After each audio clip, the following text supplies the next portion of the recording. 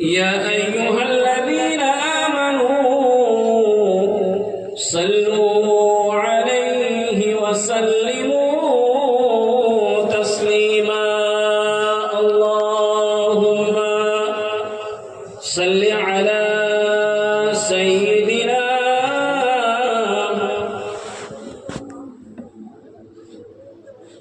وعلى آل سيدنا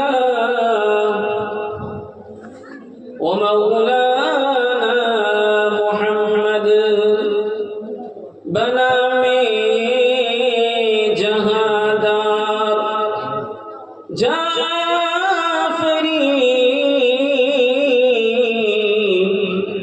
حكيم سخندر زبافري كريم السجايا جميل الشيم نبي البرايا شفيع الأمم خدايا بحق بني فاطمة كبر قال إيمانكم خاتمة اللهم صل على سيدنا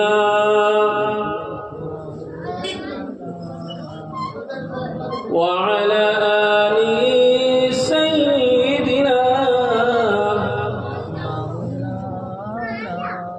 بلغ العلا بكماله كشف الدجى بجماله حسنت جميع خصاله صلوا عليه وآله اللهم صل على سيدنا ومولانا محمد وعلى آل سيدنا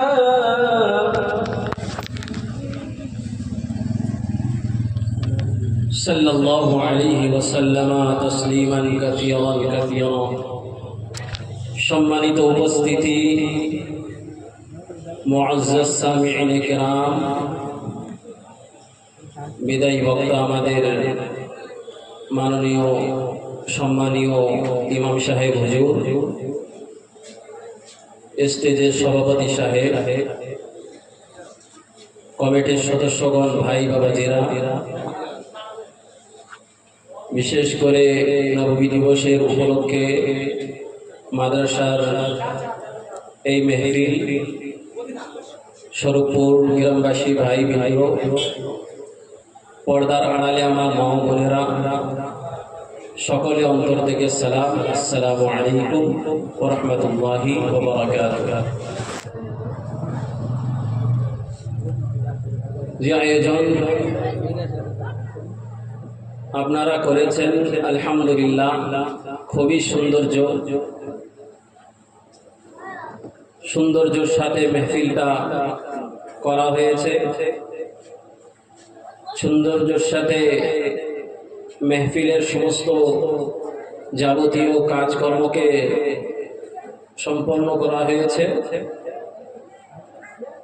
একের পর এক বক্তাগণ আপনাদের সামনে আসছেন। এখন গ্রামবাসী ভাই বাবাজিরা আপনাদের সাপোর্টের প্রয়োজন। সাপোর্ট, আপনি মেহফিলের মধ্যে বসবেন, মেহফিলের যে হকটা আছে হকটা পালন করবেন। মেহফিলের যে হক আছে হকটা পালন করুন। ভাই বাবাজিরা যেখানেই থাকবেন মেহফিলের মধ্যে চলে আসুন। মেহফিল মজলিস এই অনেক বড় আল্লাহর একটা নিয়ামত। এই মেহফিল, এই মজলিস, এই মেহফিলের দ্বারাই আল্লাহ তাবারক ওয়া তাআলা লক্ষ লক্ষ মানুষদেরকে আল্লাহ হিদায়াত দিয়েছেন।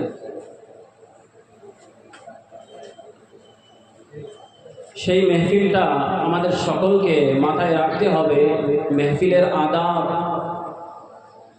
তার রুলস, তার উসুলকে জেনে বুঝে মেহফিলের মধ্যে শামিল হতে হবে। যাই হোক,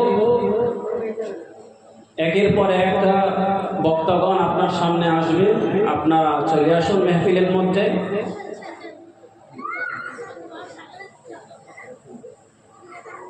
কোরআন শরীফের যে আয়াত আমি তিলাওয়াত করেছি, মহান আল্লাহ রাব্বুল আলামিন এই আয়াতের মধ্যে হুকুম দিয়েছেন कि আল্লাহকে ভয় করা, যেমন তার ভয় করার হক তেমন ভয় করা। এই হুকুম পালন করতে হবে আমাদের সকলকে। আল্লাহকে ভয় করতে হবে, আল্লাহকে স্মরণে রাখতে হবে। আল্লাহর ইশারায় নীতি যেমন নবীজি আলাইহিস সালাম জানিয়েছেন, সেইভাবে আমাদের সকলকে জিন্দেগি যাপন করতে হবে। সেই যদি আমরা জিন্দেগি যাপন করি, সেইভাবে আমরা যদি চলি, তো ইনশাআল্লাহ আল্লাহর হুকুম নবীজির তরিকার উপরে যদি আমরা সেইভাবে পরিচালনা করার উপরে যদি বজায় থাকি, আশা করি আল্লাহ তাবারক ওয়া তাআলা নাজাতের একটা জরিয়া বানিয়ে আমাদের সকলকে জান্নাতের হকদার বানিয়ে দেবেন, বলুন ইনশাআল্লাহ। এই জন্য ভয় করার যে হক আছে, সেই হকটা পালন করতে হবে। সাথে সাথে নবী আলাইহিস সালাতু ওয়াস সালাম আল্লাহর যে তরিকা দেখিয়েছেন, যেই রাস্তায় আল্লাহর ইশারা ইঙ্গিত করে আমাদেরকে বুঝিয়েছেন, সেই রাস্তায় চলার জন্য আমাদের সকলকে প্রস্তুত হতে হবে।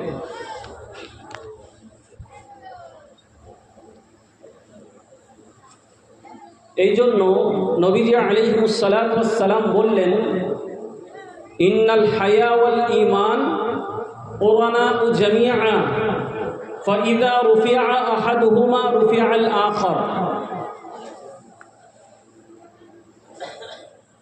হযরত আব্দুল্লাহ ইবনে উমর রাদিয়াল্লাহু তাআলা আনহু থেকে বর্ণিত হাদিস, মিশকাত শরীফের হাদিস। হযরত আব্দুল্লাহ ইবনে উমর বলেন, নবীজি আলাইহিস সালাতু ওয়াস সালাম জানিয়েছেন যে অবশ্যই লজ্জা আর ঈমান এক আরেকের সাথে সংযুক্ত আছে। ফাইদা রুফিআ আহাদুহুমা, যখন এক আরেক থেকে বিদায় নেবে, এক আরেক থেকে যখন বিচ্ছিন্ন হয়ে যাবে, রুফিআল আখার, অন্যটা অটোমেটিক তার থেকে আলাদা হয়ে যাবে। এর উদাহরণস্বরূপে আপনারা বুঝুন, আল্লাহ তাবারক ওয়া তাআলা আপনাকে আমাকে ঈমানদার বানিয়েছেন। ঈমানের একটা গুণ আছে, ঈমানের একটা সিফাত আমাদেরকে দিয়েছেন। এই ঈমানের গুণ আর সিফাতের মধ্যে সবথেকে বড় যে গুণ হচ্ছে আল্লাহর ওয়াহদানিয়ত। আল্লাহু ওয়াহদাহু লা শারীকা লাহ, আল্লাহ এক, তার সাথে কোনো শরীক সঙ্গী নয়। আল্লাহর কোনো পার্টনারশিপ নাই। তিনি রাজিক, তিনি মালিক, তিনি দাতা, তিনি যা চান সেটাই হবে। এই হচ্ছে ওয়াহদানিয়ত। আল্লাহর জাতের সাথে কাউকে শরীক না, আল্লাহর গুণগানের সাথে কাউকে শরীক না। আল্লাহর যে ৯৯টা নাম আছে, কোরআন শরীফের মধ্যে বলা হয়েছে, এই ৯৯টা নামের মধ্যে যে প্রথম যে নাম আছে আল্লাহ, এর আল্লাহর যে নামটা হচ্ছে এটা জাতি নাম, আল্লাহর যে নাম। আর আল্লাহর কর্ম অনুযায়ী, তার গুণ অনুযায়ী, তার সিফাতের অনুযায়ী আরও যে নামগুলো আছে, এগুলো সিফাতি নাম বলা হয়, গুণী নাম। আল মালিকুল কুদ্দুস, আল ওয়াহাব, আল কাহার, আল কাদির, আল মুকতাদির ইত্যাদি ইত্যাদি যে নামগুলো আছে, আর রহমান, আর রহিম। তো আল্লাহর জাতের সাথে কাউকে শরীক না, আল্লাহর সিফাতের সাথে কাউকে শরীক না। এই এক আল্লাহু ওয়াহদাহু লা শারীকা লাহুকে মাননা, এইটাই হচ্ছে আল্লাহর হক। এর সাথে যদি আমরা কাউকে শরীক করি, আল্লাহু ওয়াহদাহু লা শারীকা লাহুর দাবি করি, আল্লাহ এক, আল্লাহর সাথে কোনো শরীক নাই, তারপরেও কোনো বান্দাকে, কোনো এমন মাবুদকে যদি আমরা তাকে ইবাদত করে থাকি, উপাসনা করে থাকি, আরাধনা করে থাকি, তাহলে এটা হচ্ছে তার জাতের সাথে শরীক করা। আল্লাহর সিফাতের দ্বারাই কোনো বান্দার কাছে যদি আমরা তলব করি, চাই, আর তার সিফাতের সাথে এটা শরীক করা। এই জন্য আল্লাহর জাতের সাথে কাউকে শরীক করা নাই, আল্লাহর সিফাতের সাথে কাউকে শরীক না করে ওয়াহদানিয়তের সাথে থাকা, এইটাই হচ্ছে আল্লাহর হক, ইমানের হক এইটাই।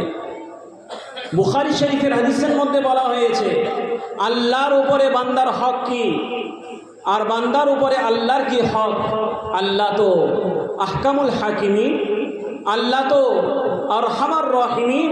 আল্লাহর উপরে বান্দার কোনো হক নেই, বান্দার কোনো হক আল্লাহর উপরে নেই, কোনো দায়িত্ব নেই। তারপরেও আল্লাহ জানিয়েছে কোনো বান্দা, কোনো বান্দি যখন পর্যন্ত দুনিয়ার মধ্যে থেকে আমাকে এসে স্মরণ করেছে, আমার জাতের সাথে, আমার সিফাতের সাথে যদি কাউকে না শরীক করে থাকে, আমি আল্লাহ সেই বান্দা বান্দিকে বিনা হিসাব কিতাবে মান ক্বালা লা ইলাহা ইল্লাল্লাহ দাখালাল জান্নাহ, তাকে জান্নাতের মধ্যে প্রবেশ করে দেব। বলুন সুবহানাল্লাহ। বান্দার হক কি? এই মাবুদে হাকিকি, যিনি আমাদের খালিক, যিনি আমাদের রাজিক, যিনি আমাদের পালনহার, যিনি আমাদের পালনকর্তা, যিনি আমাদের প্রভু রব্বুল আলামিন, তিনি দাতা, সেই তার ছাড়া অন্য কোনো উপাসনা করা নাই। লা ইলাহা ইল্লাল্লাহ, তিনি ব্যতীত অন্য কোনো মাবুদ নাই। এই হচ্ছে বান্দার হক, আল্লাহর সাথে কাউকে শরীক না করা। আর আল্লাহর উপরে যে হকটা আছে, আল্লাহ সেই বান্দাবান্দিকে জান্নাতের মধ্যে প্রবেশ করে দেবে। এই জন্য হাদিস শরীফের মধ্যে বলা হয়েছে ইন্নাল হায়া ওয়াল ঈমান কুরানা জামিআ ফাইযা রুফিআ আহাদুহুমা রুফিআল আখার। হযরত আব্দুল্লাহ ইবনে উমর রাদিয়াল্লাহু আনহুমা বর্ণনা করলেন, নবীজি আলাইহিস সালাতু ওয়াস সালাম জানিয়েছেন, লজ্জা করা, আল্লাহর থেকে লজ্জিত হওয়া, আর সাথে সাথে ঈমান গ্রহণ করা। ঈমান আর লজ্জার একটা সম্পর্ক আছে। লজ্জা এবং ঈমান এক আরেকের সাথে সংযুক্ত আছে।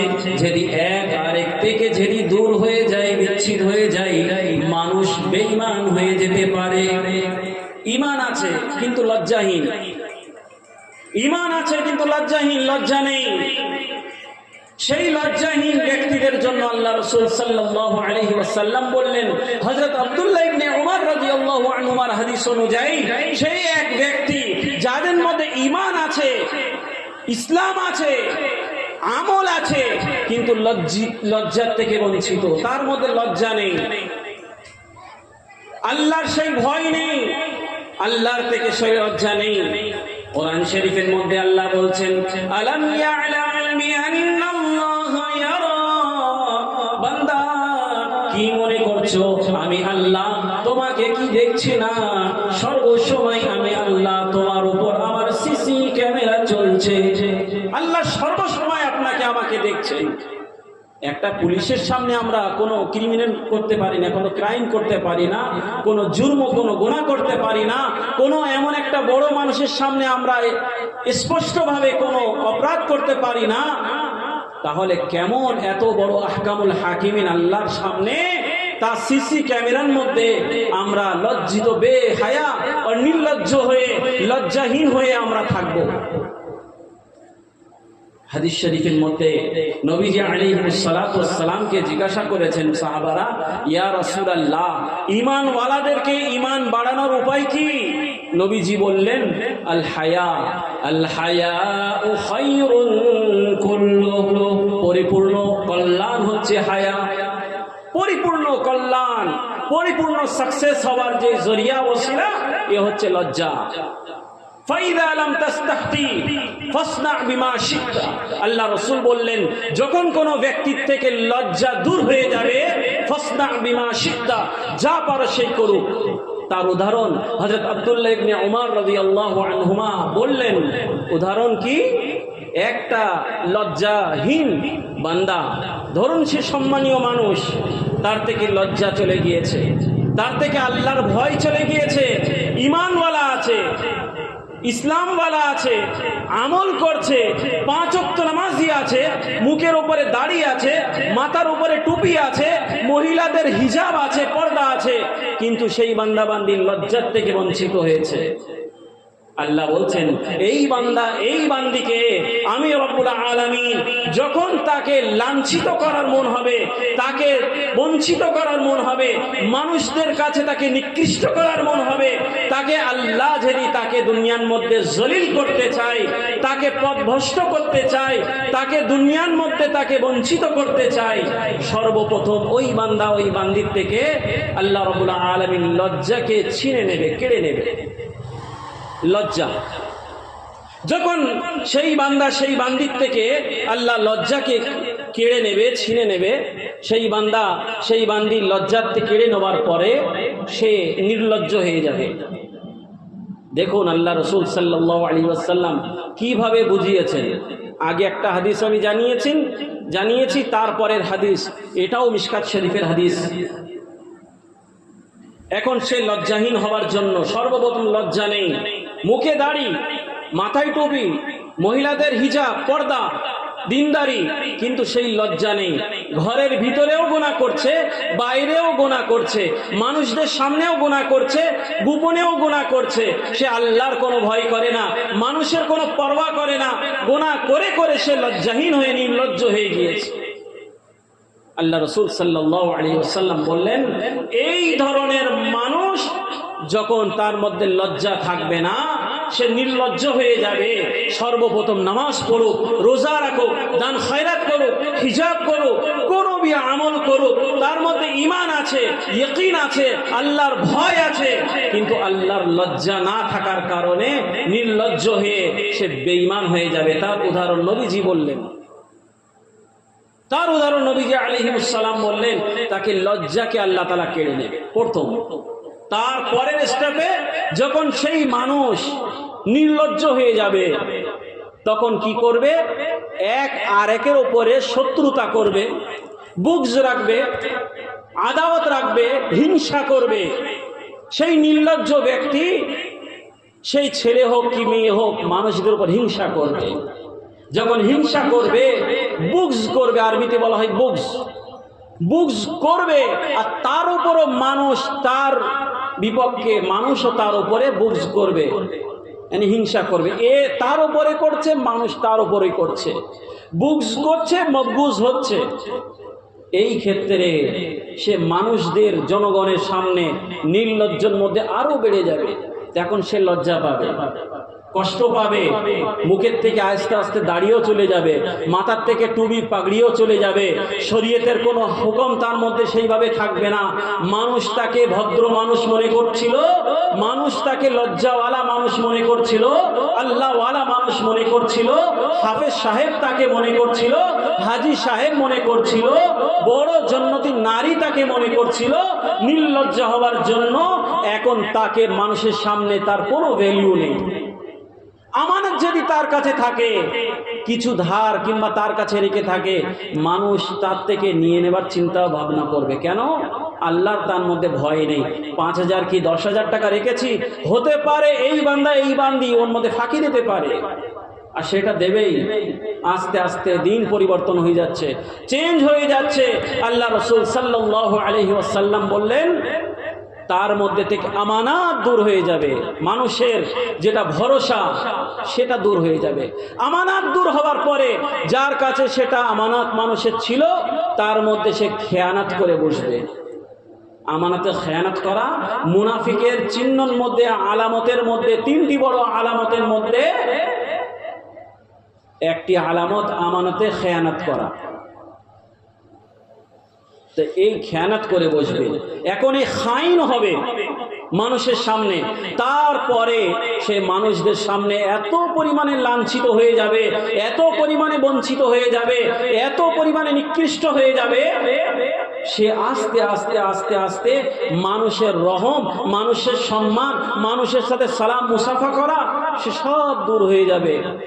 আল্লাহ রসুল বলছেন বাউদাত রহমা, রহমত দূর হয়ে যাবে তার থেকে। এখন সে মানুষদের জন্য লাআনাত করবে, অভিশাপত করবে, মানুষরা তার জন্য অভিশাপত করবে। এমন একদিন হবে সে ঈমান থেকে বঞ্চিত হয়ে যাবে, ধর্ম পরিবর্তন করে নেবে। অর্থাৎ সে নামাজও পড়বে না, রোজাও রাখবে না, হজও করবে না, উমরাও করবে না, হিজাবও করবে না, কোনো খের আর কল্যাণের কোনো কথা হবে না। সে বেঈমানের মতো, একটা ফাসিক আর ফাজিরের মতো, তার থেকেও বেশি ইহুদি খ্রিস্টানের মতো জিন্দেগি যাপন করবে। নবীজি আলাইহিস সালাতু ওয়াস সালাম বললেন, ফাইদা লাম তাস্তাহতি ফাসনা বিমা শিতা, যখন তোমার মধ্যে থেকে লজ্জা চলে গিয়েছে, তুমি যাই চাই তাও তুমি করতে থাকো, এখন কোনো তোমার প্রয়োজন নেই, কোনো ঈমানের তোমার দাম নেই। রাসূলুল্লাহ সাল্লাল্লাহু আলাইহি ওয়াসাল্লাম বললেন, ইন্নাল হায়া ওয়াল ঈমান কুরানাউ জামিআ ফাইযা রুফিআ আহাদুহুমা রুফিআল আখার, আও কামা ক্বালা রাসূলুল্লাহ সাল্লাল্লাহু আলাইহি ওয়াসাল্লাম। মিশকাত শরীফের এই দুটি হাদিস আপনাদের সামনে রাখলাম। তাহলে আমাদের আত-তারগীব ওয়াত তারহীব কিতাবের মধ্যে লেখা আছে, নবীজি আলাইহিস সালাতু ওয়াস সালামকে সাহাবারা জিজ্ঞাসা করলেন, ইয়া রাসূলুল্লাহ, লজ্জা কাকে বলে? জিজ্ঞাসা করলেন।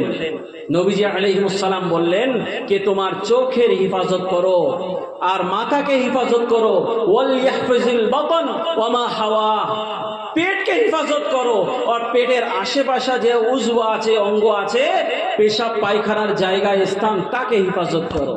তাহলে বোঝা গিয়েছে সর্বপ্রথম মাথাকে হিফাজত করতে হবে, দ্বিতীয় নম্বর চোখকে হিফাজত করতে হবে, তৃতীয় নম্বর কানকে হিফাজত করতে হবে, চতুর্থ নম্বর নাককে হিফাজত করতে হবে, 5 নম্বর অন্তরকে হিফাজত করতে হবে, চতুর্থ নম্বর পেটকে হিফাজত করতে হবে, 6 নম্বর 7 নম্বর শরমগা লজ্জা স্থানকে হিফাজত করতে হবে, পাকে হিফাজত করতে হবে, হাতকে হিফাজত করতে হবে।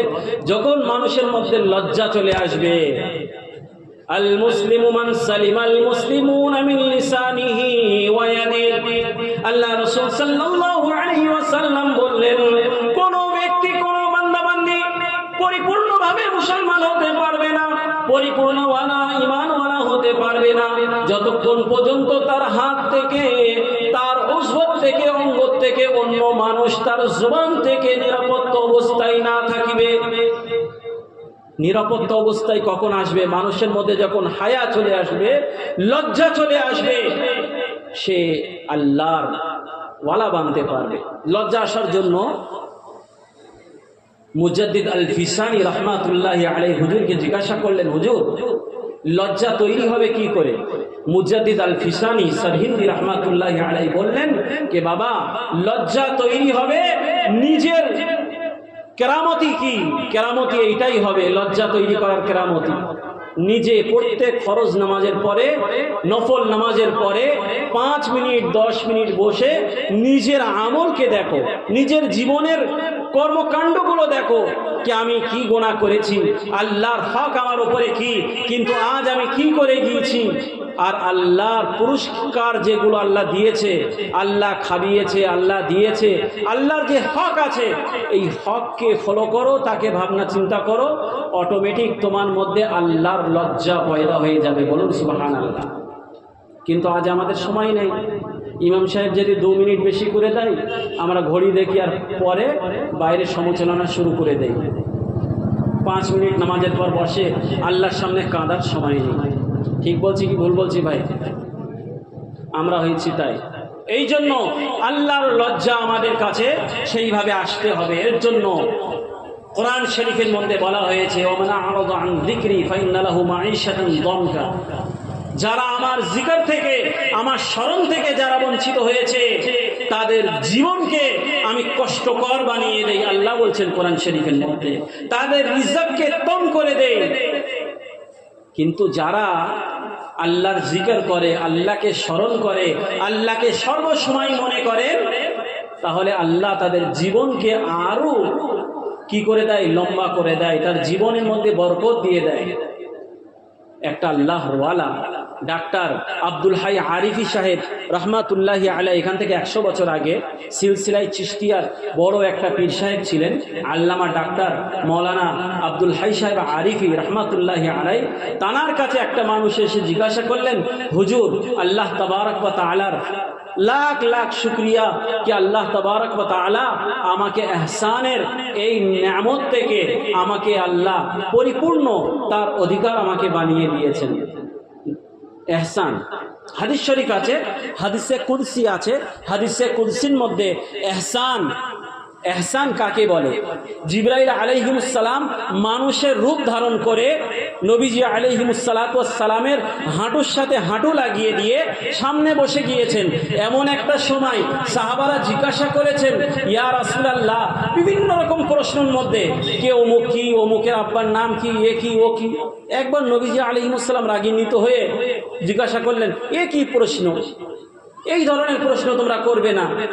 একটু রাগ করলেন, সাহাবাদের মধ্যে হৈবত তৈরি হয়ে গেল, হৈবত তৈরি হয়ে গেল। আর হৈবত তৈরি হবার, ভয় তৈরি হবার জন্য সাহাবাদের মধ্যে কেউ আর প্রশ্ন করার আর কই সাহস করেনি। এখন আল্লাহর সিস্টেম তো আল্লাহ রাখবেন। জিবরাইল আলাইহিস সালামকে মানুষের রূপে পাঠিয়ে দিয়ে মক্কার মধ্যে পাঠিয়ে দিয়েছেন। সেই গিয়ে নবীজি আলাইহিস সালাম মদিনা শরীফে বসে আছেন, সেখানে দর্শ দিচ্ছেন। হাঁটুর সাথে হাঁটু মিলিয়ে দিয়ে 3টে বড় বড় প্রশ্ন করলেন, আরও করেছেন, কিন্তু 3টে বড় বড় প্রশ্ন। এর 3য় নম্বর প্রশ্ন মাল ইহসান। প্রথম প্রশ্ন ছিল মাল ইসলাম, দ্বিতীয় প্রশ্ন ছিল মাল ঈমান, তৃতীয় প্রশ্ন ছিল মাল ইহসান। নবীজি আলাইহিস সালাম একের পর খটখট করে উত্তর দিয়ে লাগলেন। মাল ইসলাম, বুনিয়াল ইসলামু আলা খামসিন, শাহাদাতি আল্লা ইলাহা ইল্লাল্লাহ ওয়া আন্না মুহাম্মাদার রাসূলুল্লাহ ওয়া ইকামিস সালাহ ওয়া ইতাইজ যাকাত ওয়া সাওমি রমাদান ওয়াল হজ্জিল বাইতি মান ইসতাতা ইলাইহি সাবিলা। ইসলামের যে 5টা ভিত্তি বুনিয়াদি, সে উত্তর দিয়ে দিলেন। জিজ্ঞাসা করলেন, সাদাকাতা, আপনি সত্য বললেন। তারপরে জিজ্ঞাসা করলেন মাল ঈমান, ঈমান কাকে বলে? আল্লাহ রাসূল সাল্লাল্লাহু আলাইহি ওয়াসাল্লাম, আপনারা আমরা পড়েছি ঈমানে মুজমাল মুফাসসাল, আনতুমিনা বিল্লাহি ওয়া মালাইকাতিহি ওয়া কুতুবিহি ওয়া রুসুলিহি, আল্লাহর উপর ঈমান আনা, ফেরেশতাগণের উপর ঈমান আনা, সমস্ত কিতাবের উপর ঈমান আনা, সকল রাসূলগণের উপর ঈমান আনা, কিয়ামতের দিনের উপর ঈমান আনা। নবীজি বললেন সাদাকাতা, আপনি সত্য বললেন।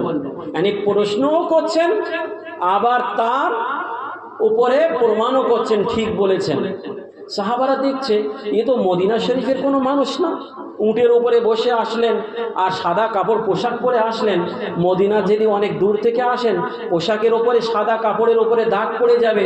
এই মানুষটার কোনো দাগ নেই কাপড়ে, বাইরের হতে পারে। আর মদিনার যদি থাকতো শহরের, আমরা তো চিনতাম আমাদেরই গ্রামের, কে আমাদের শহরের মানুষ, সেটাও না। বাইরের থেকে যদি আসে, সাদা পোশাকের ওপরে দাগ পড়ে যাবে, এটাও না। কে? সাহাবাদের আশ্চর্যজনক হলো। তৃতীয় প্রশ্ন করলেন মাল ইহসান ইয়া রাসূলুল্লাহ। ওই মানুষটা যে জিবরাইল আলাইহিস সালাম নিজের মানুষের রূপ ধারণ করে আল্লাহ তাবারক ওয়া তাআলা পাঠিয়েছিলেন, নবীজি আলাইহিস সালামের কাছে জিজ্ঞাসা করলেন মাল ইহসান, ও নবী আল্লাহ, ও রাসূলুল্লাহ, ইহসান কাকে বলে? আল্লাহ রাসূল সাল্লাল্লাহু আলাইহি ওয়াসাল্লাম বললেন, আন তা'বুদাল্লাহ কাআন্নাকা তারা। আল্লাহর ইবাদত উপাসনা এইভাবে করো যেমন আল্লাহ তোমাকে দেখছে। যদি এরকম না মনে হয়ে থাকে, এইটাই তো অবশ্যই মনে করো, আল্লাহ, আমি আল্লাহকে তো দেখছি না, কিন্তু আল্লাহ রাব্বুল আলামিন আমাকে দেখছে। বলুন সুবহানাল্লাহ। সেই মানুষটা যে জিবরাইল আলাইহিস সালাম প্রশ্ন করেছিলেন, তৃতীয় নম্বর মাল ইহসান। ইহসান তাসাউফের আল্লাহওয়ালা, খানকাওয়ালা উলামা আর আউলিয়ায়ে কিরামের পরিভাষার মধ্যে ইহসান বলা হয়, যাকে আজকাল তাসাউফ বলে আমরা জানি। খানকার মধ্যে পীর সাহেব, পীর ও তরিকত করার আমল করা হয়। বসিরহাট হুজুর রাহমাতুল্লাহি আলাইহি একটা তরিকত দর্পণ বলে একটা বই লিখেছেন, সিলসিলায়ে আরবাআহ চিশতিয়া নকশবন্দিয়া, মুজাদ্দিদিয়া, সাহারওয়ার্দিয়া আর সমস্ত প্রকারের যত সিলসিলার ইমামদের ঘটনা তারা আমলগুলো সেই কিতাবের মধ্যে লিখেছেন। তরিকত দর্পণ বলে বাংলায় বই আছে, সেই বসিরহাট হুজুর রহমাতুল্লাহি আলাইহি সেই কিতাবটা লিখে অনেক কিছু তার মধ্যে উল্লেখ করে দিয়েছেন। এইভাবে ইহসান আরবি শব্দ থেকে এসেছে, তার মধ্যে তাসাউফ বলা হয় ইমানকে শুদ্ধ করা, খাঁটি করা, অন্তরকে নম্রতা ভদ্রতার সাথে থাকা, আল্লাহ ওয়ালা তৈরি করা পদ্ধতি। বলুন সুবহানাল্লাহ। আন তা'বুদাল্লাহ কাআন্নাকা তারা। নবীজি বললেন তুমি আল্লাহর উপাসনা ইবাদত এইভাবে করো যেমন তুমি আল্লাহকে দেখছো। এই সবার দ্বারাই হয়। আপনি আমি কখন এরকম করেছি, নামাজ পড়েছি আর এইভাবে দেখছি কি আল্লাহ আমার দেখছে, এই আমি আল্লাহকে দেখছি? বলুন, একটু বলুন, উত্তর দিন। হয়েছে? নামাজ পড়ছেন কিন্তু আল্লাহ দেখা গিয়েছে নামাজে? আহলে সুন্নাত ওয়াল জামাআতের আকীদা, আল্লাহ আমাদের, আল্লাহর কোনো এইভাবে আকার আমাদের মতন জিস্ম শরীরের আকার নেই। কি আল্লাহর কোনো চোখ আছে, নাক আছে, কান আছে? আল্লাহ কেমন সে আল্লাহই আছে, কিন্তু তার জন্য কোনো আকার দরকার নেই। কোনো মানুষের এমন একটা রূপের মতো কে আছে? কি আল্লাহ ইস্তাওয়া আলাল আরশ, আরশের উপরে আছে। ইয়াদুল্লাহি ফাওকা আইদিহিম, সাহাবাদের উপরে আল্লাহ তাবারক ওয়া তাআলার একটা সাপোর্ট এসেছে, সাহায্য এসেছে। তো আল্লাহ বলছেন আল্লাহর হাত তাদের হাতের উপরে আছে। তাই বলে আহলে সুন্নাত ওয়াল জামাতের আকীদা আছে কি আল্লাহর কোনো সেই আমাদের মতো হাত না, মানে আল্লাহর একটা সাপোর্ট, আল্লাহর একটা রহমত। হাদিসের মধ্যে বলা হয়েছে কোন গুনাহগার বান্দা বান্দি এক জিরা আমার দিকে চলে আসবে, আমি দুই হাত তার দিকে চলে আসি। যখন বান্দা বান্দি আমার দিকে হেঁটে হেঁটে চলে আসে, আমি রব্বুল আলামিন তার দিকে দৌড়িয়ে দৌড়িয়ে চলে যাই। বলুন সুবহানাল্লাহ। মানে আল্লাহ দৌড়াই মানে কি? আল্লাহর রহমত ধাবিত হয়। মনে থাকবে ইনশাআল্লাহ। তো যাই হোক, এখন জিজ্ঞাসা করলেন জিবরাইল আলাইহিস সালাম ইহসান কাকে বলে? নবীজি আলাইহিস সালাম বললেন আন তা'বুদাল্লাহ কাআন্নাকা তারা, তুমি আল্লাহর উপাসনা ইবাদত এইভাবে করো যেমন তুমি আল্লাহকে দেখছো। আর এটা যদি না হয় তাহলে এটা অবশ্যই মনে করতে হবে আমি তো আল্লাহকে দেখছি না, কিন্তু আল্লাহ রাব্বুল আলামিন আমাকে দেখছে। এটা তোমরা করি কি করি না? তাহলে মুসলমান কি করে থাকবো? এটা মনে করতেই হবে। তো ডাক্তার মৌলানা আব্দুল হাই আরিফি রহমাতুল্লাহি আলাইহির কাছে সেই বান্দা এসে বললেন হুজুর আমাকে আল্লাহ তাবারক ওয়া তাআলা ইহসান দিয়ে দিয়েছে, মানে আমি নামাজ পড়ি, নামাজের পরে আমি নামাজের মধ্যে যেন এমন করি যেন আল্লাহর সামনে আমি দাঁড়িয়ে আছি। হাদিস শরীফের মধ্যে একটি সাহাবী এসেছেন, বলছে ইয়া রাসূলুল্লাহ ইয়া হাবিবাল্লাহ, আমি সফরে যাচ্ছি, আমাকে একটা নসিহত করুন, আমার মাথায় কিছু থাকে না, ছোট করে একটা নসিহত করুন। নবীজি আলাইহিস সালাতু ওয়াস সালাম তাকে নসিহত করলেন তুমি নামাজ পড়বে, কিন্তু এমন করে নামাজ পড়বে যেমন জিন্দেগীর শেষ নামাজ, বিদায়ী নামাজ, এরপরে কোনো নামাজ নেই। ধরুন আজ আপনাকে এক্ষুনি ফাঁসি দেওয়া হবে, কোনো জুর্ম করা হয়েছে, এক্ষুন তাকে হত্যা করা হবে, আর বলা হয় তোমার ইচ্ছা কি? সে বলছে ভাই অফিসার আমার ইচ্ছা আমি 2 রাকাত আল্লাহর জন্য নামাজ পড়ব। ঠিক আছে বাবা তুমি পড়ে নাও, তুমি নামাজ শেষ করবে, সাথে সাথে তোমাকে ফাঁসি দেওয়া হবে। তার নামাজ কেমন হবে? কথা বলুন। এরপর আমার মরতেই হবে। তো আল্লাহ রাসূল সাল্লাল্লাহু আলাইহি ওয়াসাল্লাম বললেন এইভাবে নামাজ পড়ো যেইভাবে বিদায়ী নামাজ মনে করে, এইভাবে নামাজ পড়তে হবে যেমন আল্লাহকে দেখছি। সেই বান্দার কথার উপরে হুজুর বললেন বাবা তুমি বলছো ইহসান আল্লাহ আমাকে দিয়ে দিয়েছে, তা কি বলো মসজিদে থাকলে আল্লাহকে দেখো, তুমি আল্লাহকে দেখো, আল্লাহ তোমাকে দেখে কি? এই অবস্থায় নিজের বিবি বাচ্চার কাছেও এরকম মনে হয়? তুমি দোকানদারি করো, দোকানের মধ্যে গিয়েও কি এরকম মনে হয় কি আমি আমার কাস্টমার এসেছে, আমার গ্রাহক এসেছে, তার সাথে আমি কম বেশি করব? কি আমি দোকানে আছি, দোকানের মধ্যে নেওয়া দেওয়া আমি মানুষের সাথে ভালো করব? সেখানে তো আল্লাহ দেখা যায় না। সেখানে ঘরে মসজিদের মধ্যে আমরা আল্লাহকে দেখি, আল্লাহ আমাদের দেখে, কিন্তু বাইরের জীবনটা কি? আল্লাহ রাসূল সাল্লাল্লাহু আলাইহি ওয়াসাল্লাম বললেন পরিপূর্ণ মুসলমান এটা না, পরিপূর্ণ মুমিন এটা না যে মসজিদের মধ্যে আল্লাহকে দেখে, মসজিদের মধ্যে আল্লাহর সাথে কথা বলে নামাজের মধ্যে। আসসালাতু মি'রাজুল মুমিনিন, নবীজির জন্য যেমন মি'রাজ ছিল আল্লাহর সাথে সাক্ষাৎ করার জন্য, এমন মি'রাজ মানুষ বান্দাবান্দির জন্য আল্লাহর সাথে নামাজে দাঁড়িয়ে মি'রাজ হয়ে যায়। আল্লাহর সাথে যদি কাউকে কথা বলতে হয় নামাজের মধ্যে, আল্লাহর সাথে লিখা হবে। এমানা একটু পানি আনো, তো মতো একটু পানি আনো, পানি। কিন্তু আজ আমরা দোকানের মধ্যে সেই আল্লাহকে দেখি না, ব্যবসার মধ্যে আল্লাহ মনে পড়ে না, বিবি বাচ্চার মধ্যে থাকলে আল্লাহ মনে পড়ে না, বিভিন্ন রকম গুনার কাজের মধ্যে থাকলে আল্লাহ মনে পড়ে না। কিন্তু আজ আমরা আল্লাহ কোথায় দেখি? আল্লাহ আমাকে দেখছে কোথায় মনে করি? এই জন্য আমাদের পরিপূর্ণ মুসলমান হতে হবে। এইটাই ইস্তেহজার মনে করতে হবে যে আমি আল্লাহকে দেখছি, আর না হয় তা কমসে কম আল্লাহ আমাকে দেখছে।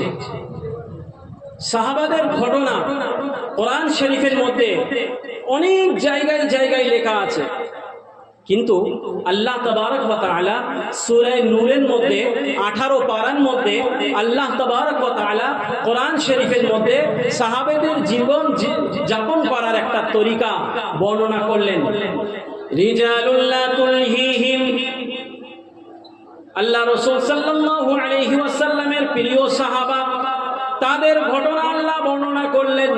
রিজালুল্লাহ তুলহিহিম, তারা তিজারত করে, ব্যবসা বাণিজ্য করে, এমন মহাপুরুষ সাহাবায়ে কেরাম রিদওয়ানুল্লাহি আলাইহিম আজমাইন, তাদের অন্তর আল্লাহর থেকে অমনোযোগী হয় না, আল্লাহর জিকিরকে তারা ছেড়ে যায় না।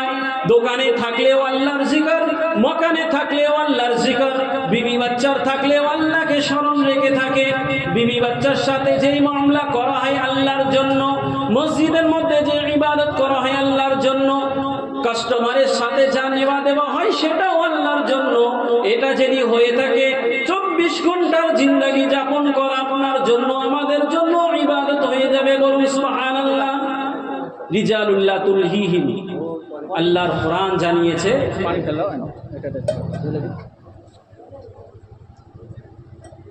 তারা ব্যবসা বাণিজ্য করেন। সাহাবাদের মধ্যে হযরত উসমান গনি রাদিয়াল্লাহু তাআলা আনহু যেমন ব্যবসা করতেন, এমন এক ব্যবসায়ী মুহাজির সাহাবী হযরত আব্দুর রহমান ইবনে আওফ রাদিয়াল্লাহু তাআলা আনহু, বুখারী শরীফের হাদিসের মধ্যে আছেন, তিনিও বড় ব্যবসায়ী ছিলেন।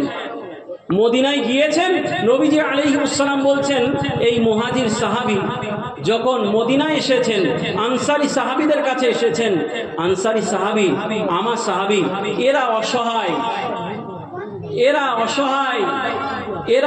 এদের কাছে খাবার নেই, কিছু নাই, তা তোমরা নিজের ভাই মনে করে এদেরকে ঘরে নিয়ে যাও, তোমাদের অর্থ থেকে এদের কিছু দাও। মদিনার আনসারী সাহাবীরা নবীজির এমন প্রেমিক ছিলেন, নবীজির কথার উপরে তারা শুনে আনসারী সাহাবাদের মধ্যে একটা মহব্বত পয়দা হয়ে গেল। আনসারী সাহাবীরা হযরত সাআদ ইবনে মুআজ রাদিয়াল্লাহু তাআলা আনহু, যিনি মদিনা শরীফের গভর্নর ছিলেন, নেতা ছিলেন, তিনি হুকুম দিলেন মক্কার থেকে যারা হিজরত করে মদিনায় আসছেন সেই সাহাবীদেরকে আমি মেহমানি করব, আমার মাননেওয়ালা সাহাবীরা তারা করবে। একের পর এক সাহাবী আসছেন। এমন আনসারী সাহাবীদের মধ্যে যাদের তিনটে চারটে স্ত্রী ছিল, তারা এমন নিসার করেছে, কুরবানি দিয়েছে, কে নিজের সবকিছু দিয়ে থাকে। মোবাইলটা যদি আপনি চান আমি দিতে পারি, কিন্তু বলুন কেউ কারোর স্ত্রীকে কারোকে দেবে? কথার উত্তর দিন, বলুন। দেয় না। দেবে কি? তো সাহাবী, আনসারী সাহাবী যারা মদিনার মধ্যে যারা শিকার হয়েছিল, यानी একটা চিনি যখন দুধে দেবেন সেই চিনি আর দেখা যাবে না, এমন এত মোহাব্বত তাদের মধ্যে পয়দা হয়ে গিয়েছিল। মক্কার থেকে যারা হিজরত করে এসেছিল এই সাহাবীদের সাপোর্ট করেছেন আনসারী সাহাবীরা, আর আনসারী সাহাবীরা বললেন যে ভাই আমার 4টে স্ত্রী, আপনার জন্য আমি একটি থেকে তালাক দিয়েছি, ইদ্দত পূরণ করার পরে আপনি বিয়ে করে নেবেন। এই হচ্ছে আনসারী সাহাবী।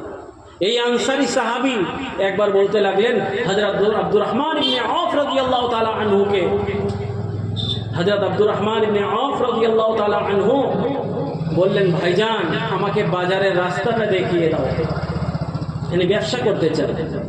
সঠিকের উপরে থেকে ব্যবসা করতে চাই, রাসূলুল্লাহর তরিকার উপরে ব্যবসা করতে চাই। এখন বাজারের রাস্তা দেখানো হলো কি ভাইজান বাজার এখানে, এখানে মার্কেট, এখানে ব্যবসা হয়। হযরত আব্দুর রহমান ইবনে আওফ রাসূলের সহবতেও আসতেন, হযরত ওমর রাদিয়াল্লাহু তাআলা আনহু আরেকটা সাহাবী, আর হযরত আবু মুসা আশআরী রাদিয়াল্লাহু তাআলা আনহু, এনারা পার্টনারশিপ অনুযায়ী ব্যবসা করতেন।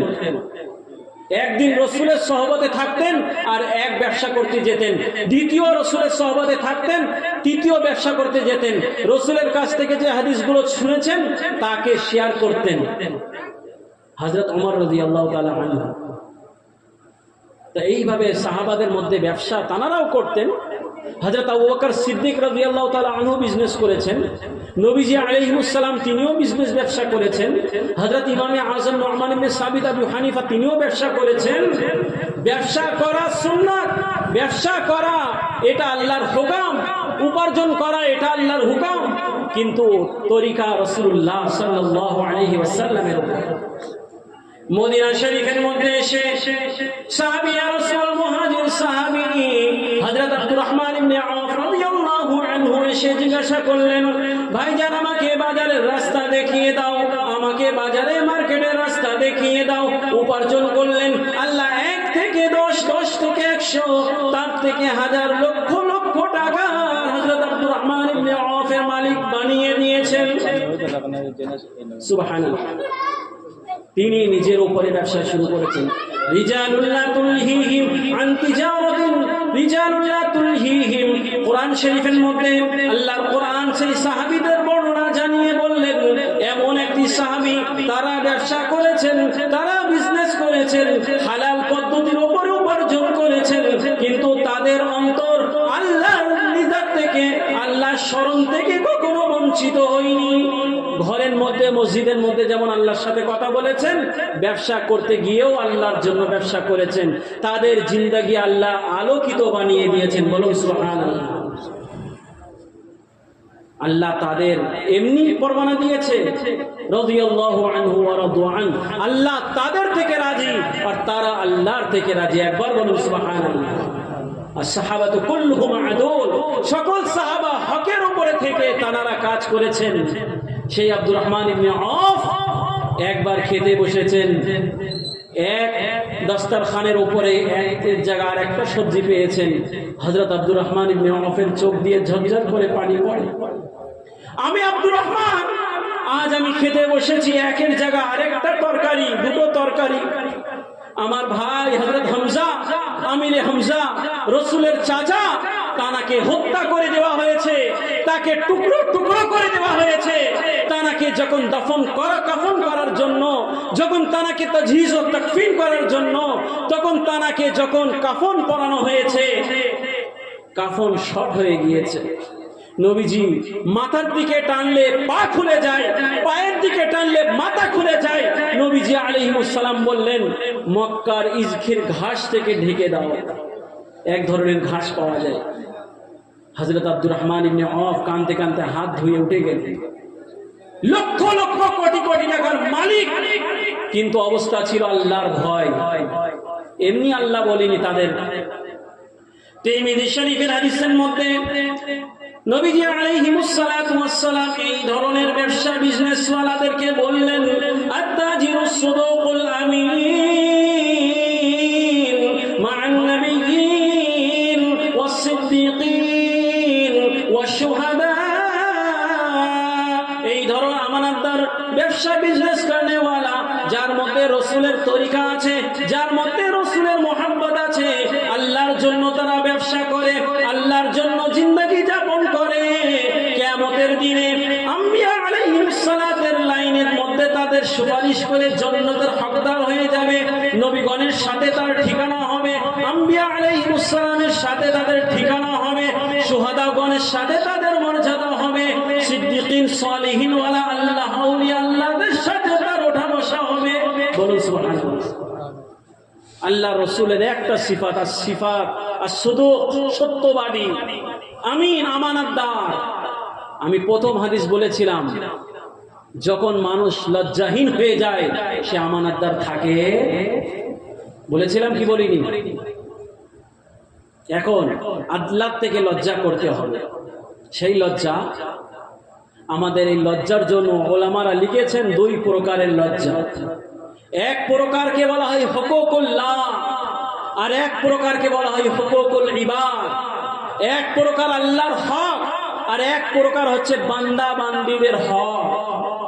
আল্লাহর হকের মধ্যে নামাজ আছে, আল্লাহর হকের মধ্যে ইবাদত আছে, আল্লাহর হকের মধ্যে জিয়ারত আছে, মক্কা মদিনার হজ উমরা আছে, তিলাওয়াতুল কোরআন আছে, আর আমর বিল মারুফ নাহি আনিল মুনকার আছে। মানুষের মুআশারাতের সাথে থাকা, ভালো চরিত্র ব্যবহার করা, মানুষের সাথে সৎ আচরণ, ভদ্রতা দেখানো, এ হচ্ছে আল্লাহর হুকুম। এ আমাদের পালন করলে এটা হচ্ছে হুকুকুল্লাহ। কিন্তু হুকুকুল ইবাদ, আমরা এমন একটা বান্দাদের সাথে নেওয়া দেওয়া, মুআশারাত, আমাদের যেই পরিবেশ, মুআমলা, কেনা বিক্রি করা, দোকানদারি করা, নেওয়া দেওয়া, আমাদের আখলাকিয়াত, আমাদের চরিত্র, এই সমস্ত তার সম্পর্ক বান্দাদের সাথে আছে। নেওয়া দেওয়া কার কাছে করি ভাই? বান্দা বান্দাদের সাথেই তো করি। চরিত্র কাকে দেখায়? মানুষের সাথে সৎ আচরণ করি। কিংবা আমাদের সোসাইটি আর পরিবেশের মধ্যে আমরা জীবন যাপন করি মানুষদের সাথে। এখন এক সাইডে ওলামারা লিখেছেন হুকুকুল্লাহ, আর এক সাইডে ওলামারা লিখেছেন হুকুকুল ইবাদ। এখন আল্লাহর একটা হক আছে, নামাজ পড়া, 5 ওয়াক্ত নামাজ পড়ো, জুমআর নামাজ পড়ো। 5 ওয়াক্ত নামাজ যারা পড়বে, আল্লাহ তাদেরকে জীবন যাপন করার মধ্যে আল্লাহ সহজ করে দেবে, নুরানিয়াত পয়দা করে দেবে, তাদের রিজকের দরজা খুলে দেবে। ওয়ামুর আহলাকা বিসসালাহ, আল্লাহ বলছেন কে আমার বান্দাবান্দি, তুমি নিজের আম্মা আব্বাকে, নিজের সন্তান সন্ততিকে, নিজের স্ত্রীকে নামাজের হুকুম করো। ওয়াস্তাবির আলাইহা, নিজেও নামাজের পাবন্দ হয়ে থাকো। লা নাসআলুকা রিজকা, আমরা তোমার কাছে কোনো রিজক তলব করি না। কে বলছেন? আল্লাহ। নাহনু নারযুকুক, অবশ্যই আমি রব্বুল আলামিন তোমাকে রিজক দেব। ওয়াল আকিবাতু লিত্তাকওয়া, আর তাকওয়ার বিনিময়ে আকিবাত ইয়ানি জান্নাতের মধ্যে প্রবেশ করে দেব। বলুন সুবহানাল্লাহ। গ্যারান্টি কে দিচ্ছেন? নামাজের হুকুম দিতে বললেন বাড়িওয়ালাদের, নিজেও ওয়াস্তাবির আলাইহা, নামাজে থাকতে বললেন। নামাজের মধ্যে আল্লাহ পাওয়া যাবে। न दुनिया से न दौलत से न घर आबाद करने से, न दुनिया से न दौलत से न घर आबाद करने से, तसल्ली दिल को होती है खुदा को याद करने से, तसल्ली दिल को होती है खुदा को याद करने से। तसल्ली कब मिलेगी? तब मिलेगी जब आप नमाज पढ़ोगे। नमाज के हालत में तसल्ली मिलेगी, নামাজের মধ্যে শান্তি পাওয়া যাবে, জীবন শান্তিপূর্ণ হবে নামাজের সাথে ভাই। এই জন্য আল্লাহ কোরআনের মধ্যে 14 পারার মধ্যে আল্লাহ বলছেন, 16 পারার মধ্যে বলছেন। তাই এই জন্য আমাদেরকে সকলকে সেইভাবে নামাজ পড়তে হবে, নামাজের উপরে থাকতে হবে। একটা হলো হুকুকুল্লাহ, আর একটা হচ্ছে হুকুকুল ইবাদ। হুকুকুল্লাহ আল্লাহর হক। ধরুন একটা বান্দা বান্দি নামাজ পড়ছে না, তারা গুনাহ অবশ্যই করছে, 24 ঘন্টা আল্লাহর গুনার মধ্যে আছে, তারা ফাসেক। স্পষ্টভাবে কোনো গুনাহ, কোনো শরীয়তের হুকুমকে ছেড়ে দেওয়া, তরক করে দেওয়া, তাকে বলা হয় ফাজির। আর ইচ্ছাকৃত মানুষের সামনে স্পষ্টভাবে আলালে আলাল প্রকাশ্যভাবে গুনাহ করা, তাকে ফাসেক বলা হয়। ফাজির ও ফাসেক মানুষ করছে, কিন্তু তারপরেও যদি তওবা করে নেয়, তারপরেও যদি সে আল্লাহর কাছে ইস্তিগফার করে নেয়, তা বলুন আল্লাহ ক্ষমাশীল, ক্ষমা করনেওয়ালা, কি বলুন, মাফ করে দেবে তো? তার কজা করে নিতে পারে, আল্লাহ তৌফিক দিয়েছে, কজা করে নিচ্ছে। রোজা থেকে গিয়েছে রমজানের, আদা করে নিচ্ছে। মৃত্যুর আগে ওসিয়ত করে দিচ্ছে যে বেটা আমি মারা গেলে আমার এত সম্পত্তি আছে, তার থেকে একটা ফিদিয়া দিয়ে দেবে। আজ আমরা মারা গেলে কফারা দিয়ে দেই, 2-5টা কোরআন দিয়ে দেই। এ নিয়ম না। মারা গেলে আপনার আল্লাহ সম্পত্তি দিয়েছে, আপনার উপরে 5 মাসের আপনি মুসলমান হয়েছেন, অর্থাৎ 5 বছরের 10 বছরের রোজা রাখেননি, তো 10 বছরের রোজা কটা হচ্ছে 29-30টা করেই ধরলেন, তাহলে আপনাকে কাউন্ট করতে হবে। সেই অনুযায়ী যদি আপনি বেঁচে থাকেন আদা করে নিতে হবে, কজা করতে হবে, না হলে ওসিয়ত করে যেতে হবে যে বেটা একটা রোজার ফিদিয়া, একটা সাদকাতুল ফিতর, সেই অনুযায়ী আমাকে ফিদিয়া দিবে, আমার কাফারা হয়ে যাবে। আজ মারা যায়, আমরা বলি যে 2-5টা কোরআন শরীফ মসজিদে দিয়ে দাও, মাদ্রাসায় দিয়ে দাও, কাফারা। হ্যাঁ, এটা সাদকায়ে জারিয়া হবে, কিন্তু পরিপূর্ণভাবে জিন্দেগীর সকল কাফারা এটা হচ্ছে না। আল্লাহ সেই ক্ষমতা নেই, আপনি আদা করুন। আর এর মধ্যেও যদি আল্লাহ না করে, যদি আল্লাহ ক্ষমা করতে চাই, আপনি আমি কে হই যে আল্লাহকে মানা করতে? যে আল্লাহ কেন ক্ষমা করলেন?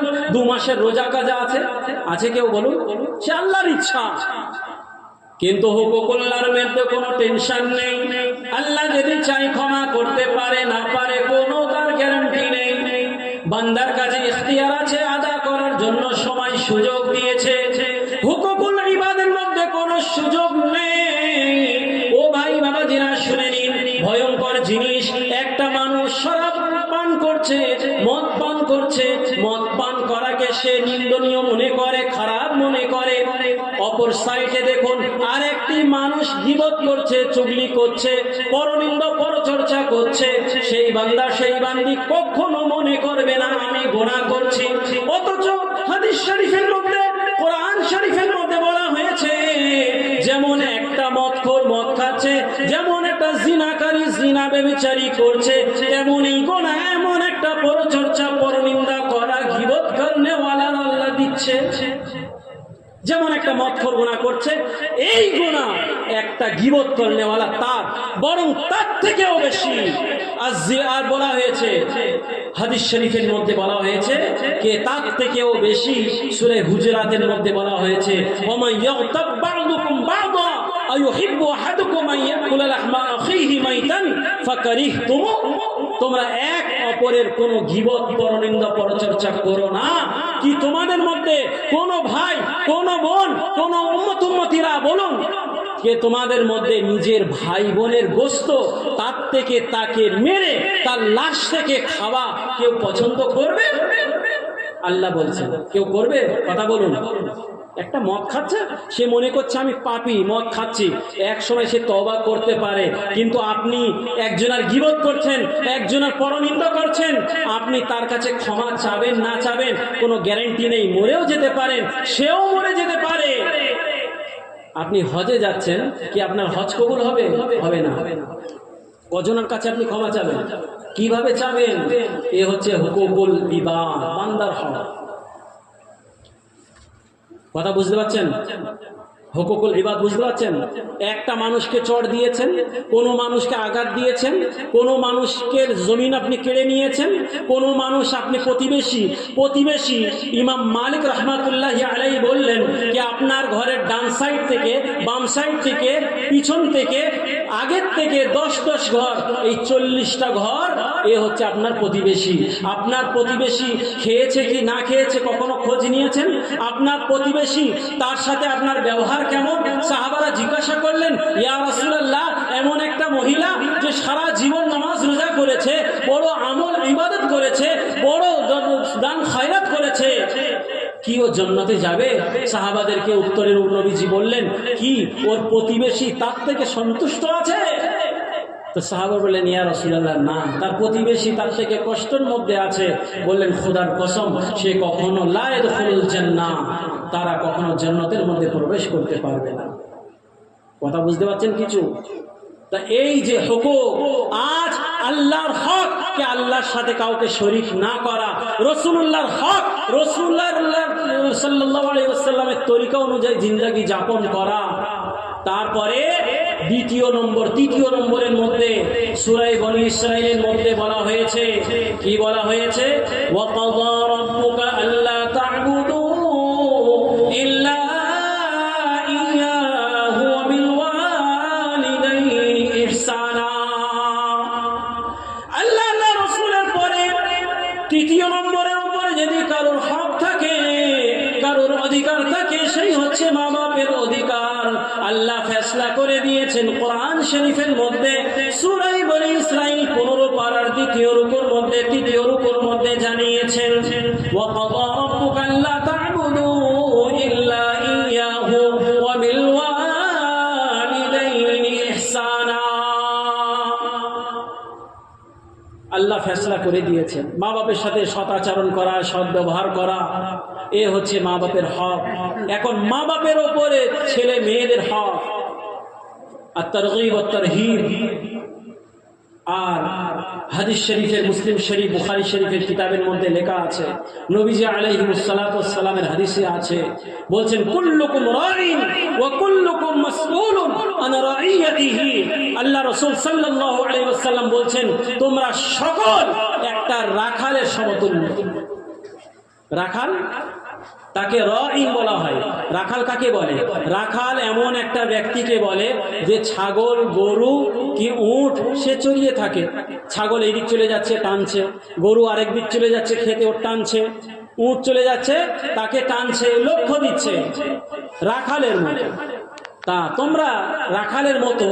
মুহাদ্দিসিনের ব্যাখ্যার উপরে লিখেছেন যে দায়িত্বশীল, দায়িত্বশীল রাখালের মতো আনি তোমরা সকলে একটা দায়িত্বশীল।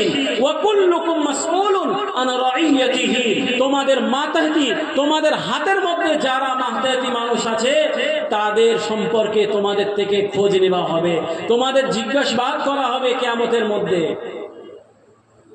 শিক্ষককে জিজ্ঞাসা করা হবে ছাত্রের ব্যাপারে, ছাত্রকে জিজ্ঞাসা করা হবে শিক্ষকের ব্যাপারে, মা বাপকে জিজ্ঞাসা করা হবে ছেলেদের মেয়েদের ব্যাপারে, ছেলে মেয়েকে জিজ্ঞাসা করা হবে মা বাপের ব্যাপারে, ইমাম সাহেবকে জিজ্ঞাসা করা হবে মুসাল্লিদের ব্যাপারে, মুসাল্লিগণকে জিজ্ঞাসা করা হবে ইমামের হকের ব্যাপারে। কথা বুঝতে পারছেন? কিছু সকলকে আল্লাহ তাআলা বাজপুরস করবে, জিজ্ঞাসাবাদ করবেন। এ হচ্ছে হুকুকুল ইবাদ। তা আমরা কার হক আমরা ঠকাচ্ছি কি ছাড়ছি, এখন আমাদেরকে বুঝতে হবে, আমাদেরকে এটা ফলো করতে হবে। আল্লাহ আল্লাহ রসুলের পরে, নবীজি আলাইহিস সালামের পরে, আম্মা আব্বার পরে, তারপরে স্ত্রী আর স্বামীর হক। মেয়ে যখন মায়ের বাড়িতে থাকে মা বাপের সব লালন পালনের দায়িত্ব মা বাপের উপরে থাকে, কিন্তু তার বিবাহের পরে তার স্বামী সে মা বাপের দরজায় চলে আসে। আল্লাহ রাসূল সাল্লাল্লাহু আলাইহি ওয়াসাল্লাম বললেন আমার পরে যদি কেউ নবী হতো, আমার উম্মতের মধ্যে যদি সজদা হতো, তাহলে মহিলাদেরকে বলতাম নিজের স্বামীকে সজদা করো। কিন্তু এই উম্মতের মধ্যে আল্লাহ ব্যতীত অন্য কারো সাথে সজদা করা যাবে? তাহলে স্ত্রীদের কেমন হক? তাদের হক এইটাই যে পুরুষদের নিজের স্বামীর অনুমতি ছাড়া বাইরে যাওয়া যাবে না, তার মাল সম্পদকে তার অনুমতি ছাড়া ব্যবহার করা যাবে না, আপনি খরচা করতে পারবেন না, অনুমতি। তার সম্পদ, গোপন সম্পদ, তার যে লজ্জা স্থানকে স্বামীর জন্য যে আল্লাহ বানিয়েছে, সেই স্বামী স্ত্রীর যে হকটা অন্য কারোর জন্য না, এটা স্ত্রীর। এই জন্য নবীজি আলাইহিস সালাম বললেন আমি সর্বপ্রথম আমি নিজের স্ত্রীদের কাছে আমি সবথেকে উত্তম। এই জন্য বইতুলি উতাম্মিমা মাকারিমাল আখলাক, সেই নবীজি আলাইহিস সালাতু ওয়াস সালামের মতো আমাদের চরিত্র, সেই ক্যারেক্টার, সেই আখলাক সেইভাবে আমাদের তৈরি করতে হবে। আর হুকুকুল্লাহ ফলো করতে হবে, আর হুকুকুল ইবাদও আমাদেরকে ফলো করতে হবে।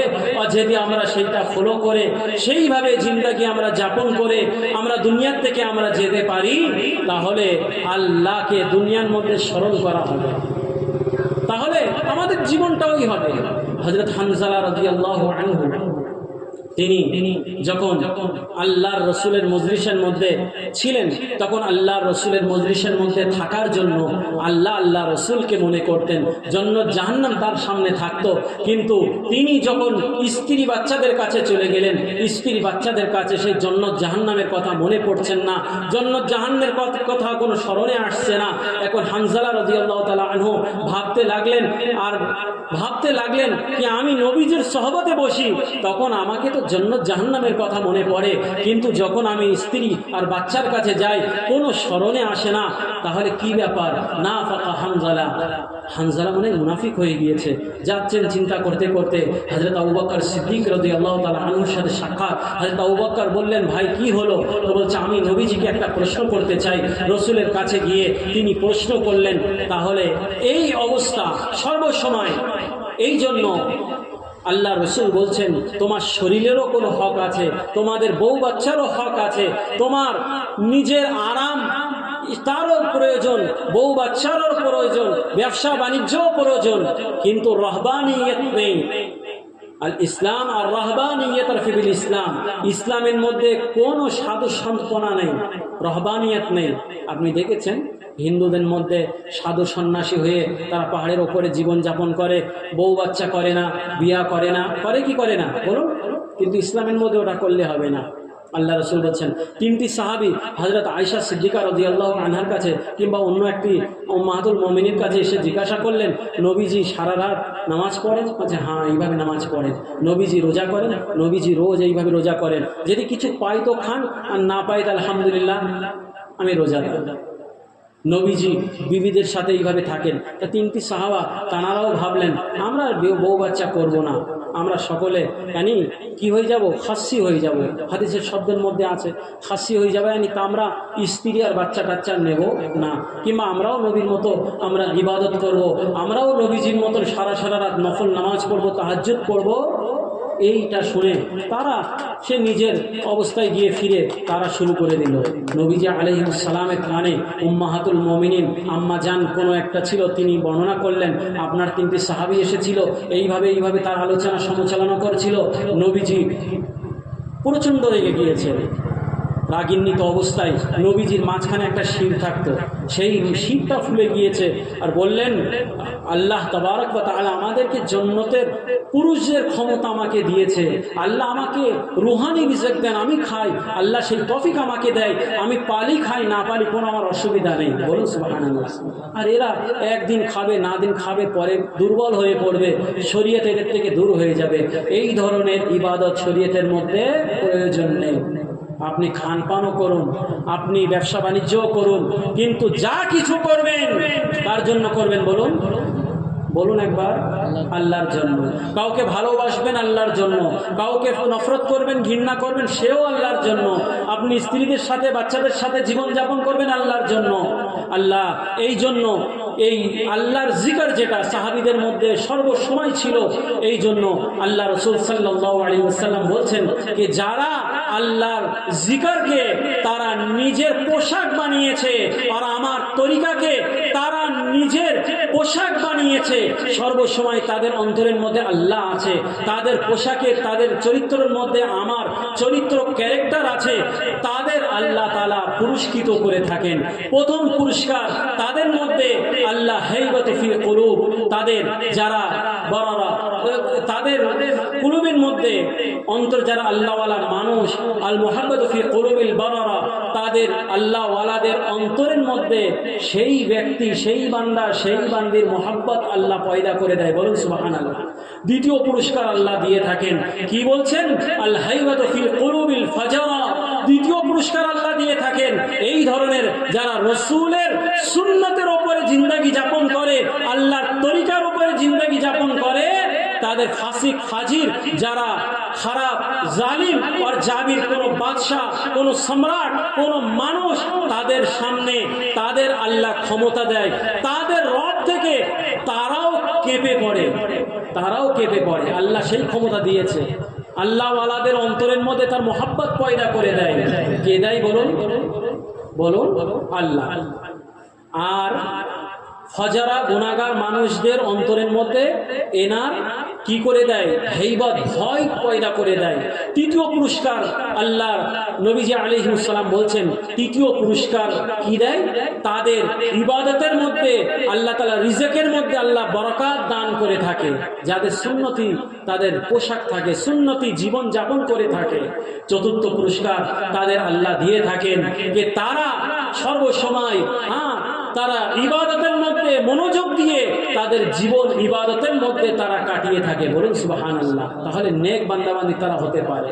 এই জন্য প্রয়োজন যে আল্লাহর কোরআন বলছে ইয়াউমা লা ইয়ানফাউ মালু ওয়ালা বানুন ইল্লা মান আতাল্লাহা বিকলবিন সালিম।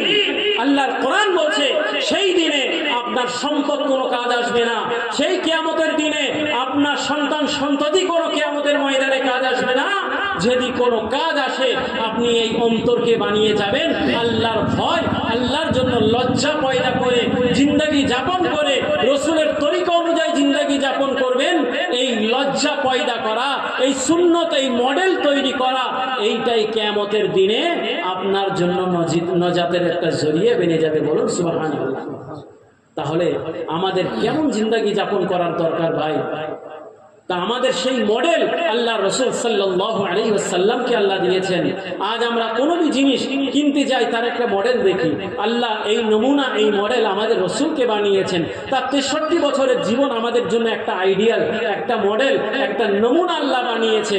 সেই নমুনা অনুযায়ী যদি আমরা জীবন যাপন করি, হযরত আব্দুল্লাহ ইবনে ওমর রাদিয়াল্লাহু আনহুমা, যেই সাহাবীর 2টি হাদিস আমি প্রথম বর্ণনা করেছিলাম লজ্জার ব্যাপারে, ওই হযরত আব্দুল্লাহ ইবনে ওমরের একটি হাদিস, তিনি নবীজি আলাইহিস সালামের পিছনে ছিলেন, রদিফ ছিলেন, উটের উপরে যাচ্ছেন, মক্কায় কি মদিনায় হজ করতে যাচ্ছেন কি হজ করে আসছেন।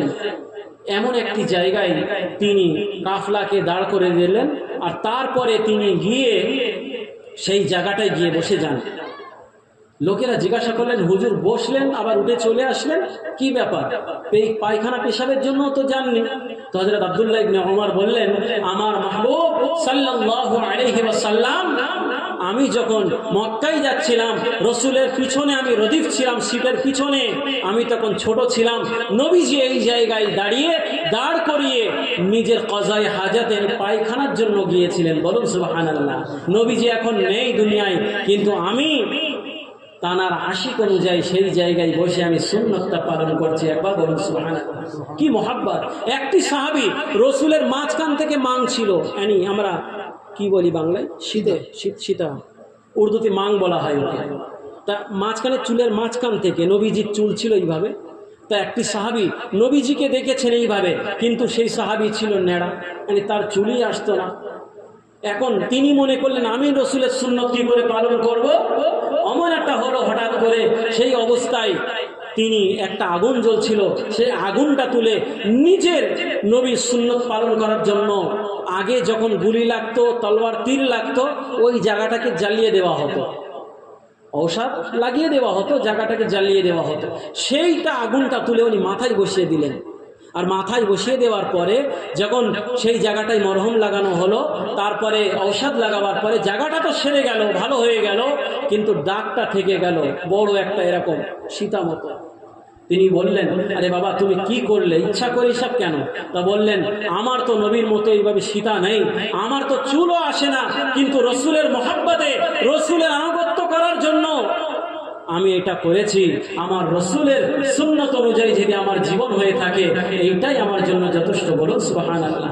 মদিনা শরীফের মধ্যে এমন একটি চাষি চাষ করছেন, সেই চাষ করতে করতে শুনলেন কি আমার নবী সাল্লাল্লাহু আলাইহি ওয়াসাল্লাম দুনিয়া থেকে বিদায় নিলেন। খাজুরের চাষ, খেতি ছেড়ে দিয়ে, সেই খাজুরের গাছগাছালি ছেড়ে দিয়ে আল্লাহর কাছে 2টি হাত তুলে বললেন, আল্লাহ, যেই চোখকে আপনি নবীজি আলাইহিস সালামকে দেখার জন্য, তানার দিদার আর জিয়ারত করার জন্য ইবাদত ওয়ালা বানিয়েছিলেন, সেই নবীজি আলাইহিস সালামকে আপনি নিয়ে নিয়েছেন। এই চোখ আমার জন্য কোনো প্রয়োজন নেই আল্লাহ, আমাকে এই চোখকে আপনি তুলে নিন। ইজাবের সময় ছিল, কবুলিয়তের সময় ছিল, আল্লাহ তাবারক ওয়া তাআলা সেই আনসারী সাহাবীর চোখকে আল্লাহ তুলে নিয়ে তাকে অন্ধ আর নাবিনা করে দিলেন। সাহাবীদের কি মহব্বত ছিল! হযরত হুযায়ফা ইবনে ইয়ামান রাদিয়াল্লাহু তাআলা আনহু, তিনি যখন গিয়েছেন একটা শহরে মিশরের দিকে, তা ওখানে গিয়ে দেখছেন যে সবাই দস্তরখান খাচ্ছেন, ভাত কি খাদ্য পড়ছে, টুকটাক পড়ছে, জিনিস পড়ে যাচ্ছে। কিন্তু কে উঠাচ্ছে না। নবীজি আলাইহিস সালামের সুন্নাত কে তোমরা যখন খাদ্য ভক্ষণ করো, খাদ্যর সময় যে বরকতুন নুমা যে থাকে খাদ্য, শয়তান ওটা ফেলে দেয়, তা ওইটা উঠিয়ে পরিষ্কার করে নাও, করে নিয়ে খাও, একেবারে মুখে না, পরিষ্কার করে নিয়ে হাত দিয়ে। এই জন্য তো দস্তরখান বিছাওয়ার সুন্নত তরিকা আছে, আমাদের বাঙালিদের মধ্যে এই সুন্নতটা নেই। আমি অনেক জায়গায় যাই, ভালো ভালো আলেম ওলামা হাফিজ সাহেব, তাদের মধ্যেও এই সুন্নতটা নেই ভাই। এই জন্য আমাদের প্রয়োজন আছে যে এই দস্তরখান বিছানা যে সুন্নাত, আরবি থেকে মাইদা বলা হয়, একটি সূরাতও আছে 6 পারায়, সূরাতুল মাইদা। হযরত ঈসা মসিহ আলাইহিস সালাতু ওয়াস সালামের একটা ঘটনা আছে 6 পারার মধ্যে, 7 পারার মধ্যে। এই 7 পারার মধ্যে একটা ঘটনার উপলক্ষে এই সূরাতের নাম সূরাতুল মাইদা পড়ে গিয়েছে। তাদের হাওয়ারিয়িন হযরত ঈসা আলাইহিস সালামকে জিজ্ঞাসা করেছিলেন, হযরত ঈসা মসিহ আল্লাহর কাছে রিকোয়েস্ট করুন, আল্লাহর কাছে দরখাস্ত করুন, আমরা জান্নাতের খাদ্য তলব করতে চাইছি, মন্না সালওয়া যে এর আগে মুসা আলাইহিস সালামের উম্মতের উপরে আসতো, আমরাও খেতে চাইছি। হযরত ঈসা মসিহ বললেন, আমি আল্লাহর কাছে দরখাস্ত করব, আসবে অবশ্যই, কিন্তু তার না হক না কদরি করা যাবে না। আল্লাহ বললেন, এইভাবে না কদরি যদি করে আমি আল্লাহ এমন আযাব দেব, এমন তাকে স্বাদ চাখাবো যেন সমস্ত মানুষ মনে করতে থাকে, আশা দুনিয়াওয়ালা সকলে যেন তার ঘটনাগুলো পড়ে থাকে। যাই হোক, এই ঘটনার উপলক্ষ করে সূরাতের নাম সূরা মাইদা। মাইদা বলা হয় দস্তরখানকে, আমরা এটা অবশ্যই করি। তো হযরত হুযায়ফা বিন ইয়ামান রাদিয়াল্লাহু তাআলা আনহু তিনি একটা লুকমা খাদ্য পড়ে গিয়েছেন, তিনি উঠিয়ে যখন খেতে যাচ্ছেন, বড় বড় বিভিন্ন রকম ওই সময় সম্রাট সারা দুনিয়ার, ইহুদি খ্রিস্টান অন্য অন্য দলের, কিন্তু একটি সাহাবী তাদের একটা ওয়াজির বললেন, হুজুর সকলে দেখছে আপনি কি করছেন, আপনি কি করছেন, এই খাদ্য উঠাচ্ছেন কেন, সকলে মানুষ দেখছে, খারাপ বলবে। তো হযরত হুযায়ফা বিন ইয়ামান রাদিয়াল্লাহু তাআলা আনহু বললেন, আতাতুরুকু সুন্নাত হাবিবি বিহাউলাইল হুমাকা। ও পাগল, আমি কি নবী আলাইহিস সালাতু ওয়াস সালামের একটা সুন্নতকে ছেড়ে দেব? আমি নবী আলাইহিস সালাতু ওয়াস সালামের মুহাব্বতের ভালোবাসার একটা তরিকাকে ছেড়ে দেব? এই পাগল মানুষের জন্য কি আমি তাকে ছেড়ে দেব? কখনো হতে পারে না। এই পাগলদের জন্য রাসূলের একটা তরিকাকে আমি ছেড়ে দেব? কি মুহাব্বত তাদের মধ্যে ছিল ভাই। সাহাবাদের মধ্যে সেই মুহাব্বত, সাহাবাদের মধ্যে সেই রাসূলের আদর্শ চরিত্র, এই চরিত্র ভাই তৈরি হবে একমাত্র আল্লাহর সামনে লজ্জা আমাদেরকে রাখতে হবে, আল্লাহর হুকুম অনুযায়ী জীবন যাপন করতে হবে, রাসূলুল্লাহ সাল্লাল্লাহু আলাইহি ওয়াসাল্লামের তরিকা অনুযায়ী জিন্দেগি যাপন করে যদি আমরা দুনিয়া থেকে যেতে পারি, তাহলে দুনিয়াও আমরা সফল হব, আর কিয়ামতের দিন পরকালেও আল্লাহ আমাদের রাসূলের শাফাআত করে আল্লাহ তাবারক ওয়া তাআলা আমাদেরকে জান্নাতের হকদার বানিয়ে দেবেন। হযরত মুসা আলাইহিস সালাতু ওয়াস সালাম যখন মদিয়ান হযরত শোয়েব আলাইহিস সালাম ওনার শ্বশুর মশাই, তার বড় মেয়ে হযরত সফুরা, তার সাথে বিবাহ হয়েছে, তিনি যখন এসেছেন ফিলিস্তিন, ও তিনি যখন বনি ইসরাইল এসেছেন, তিনি লুকনাত হয়ে গিয়েছিলেন, জীব জ্বলে গিয়েছিল, আল্লাহর কাছে দোয়া করেছিলেন, রব্বি ইশরাহলি সাদরি ওয়া ইয়াসসিরলি আমরি ওয়াহলুল উকদাতাম মিন লিসানি ইয়াফকাহু কওলি ওয়াজআলনি ওয়াজিরাম মিন আহলি হারুন আখি উশরুদ। ইনি দোয়া করেছিলেন, আল্লাহ আমার বড় ভাই হারুনকেও আল্লাহ আমার ওয়াজির কিংবা আমার বন্ধু কিংবা আমার সঙ্গী সাথী নবী বানিয়ে দিন। বলুন সুবহানাল্লাহ। আল্লাহ এটাও গ্রহণ করে দুই ভাইকে নবী বানিয়েছেন, আর বলছেন ইযহাব ইলা ফিরআউন, তোমরা ফিরআউনের কাছে চলে যাও, ফিরআউন ইন্নাহু তাগা, সে মহাপাপী, সে আনা রাব্বুকুমুল আলার দাবিদার, সে খোদার দাবিদার, তোমরা গিয়ে তাকে বোঝাও। মুসা আলাইহিস সালাম তানার কঠিন মধ্যে থেকে লালন পালন, আপনারা ঘটনা শুনেছেন, এখন ভয় করছেন, তাও তো একটা সেনাবাহিনী ছিল ফিরআউনের, এখন গিয়েছে মুসা, অ্যারেস্ট করে নেওয়া হয়েছে, তাকে অ্যারেস্ট করার পরে দুই ভাইকে ফিরআউনের লাহো লস্কর যখন করেছে, তা ফিরআউন হযরত মুসা আলাইহিস সালাম তার ভাই হারুন আলাইহিস সালাম, দুই ভাই আল্লাহর প্রশংসা করে, আল্লাহর তাওহীদ, তার কলিমা আনা মুসা কালিমুল্লাহ, লা ইলাহা ইল্লাল্লাহ মুসা কালিমুল্লাহ, কলিমা পড়লেন। এখন ফিরআউন বলছে আনা রাব্বুকুমুল আলা, তো সাহস বটে, মদিয়ান গিয়ে এসে তুই নবী হবার দাবি। অ্যারেস্ট করে নেওয়া হয়েছে। অ্যারেস্ট করার পরে, তার ধরপকড় করার পরে তাকে বলছে, দেখ মুসা, লাস্ট ওয়ার্নিং দিচ্ছি, আমাদের এই জাদুঘর এর সামনে যদি জিতে যাস আমি তোর দিনকে অ্যাকসেপ্ট করে নেব, আর তুই যদি হেরে যাস তোর আমি যা করব সেটা পরে। তা মুসা আলাইহিস সালামের সামনে জাদুঘর ছিল। ফিরআউনের অনেক লাহলস্করের মধ্যে বিভিন্ন রকম জাদুঘর ঘটনা শুনেছেন, বড় বড় জাদুঘর। এখন জাদুঘর একটা দুজনের কুস্তি হচ্ছে, একটা পায়জামা আরবি জামা পরা আর একটা হাফ প্যান্ট পরা, বলুন তাদের কুস্তি হবে? আপনি কি বলবেন? এই কুস্তি করবি দুজনই হাফ প্যান্ট পর গেঞ্জি পর, তাই তো?